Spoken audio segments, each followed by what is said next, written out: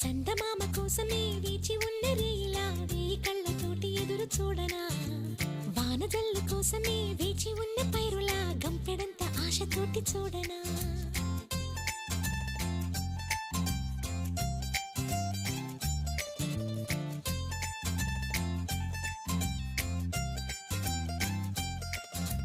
జోల పాట కోసం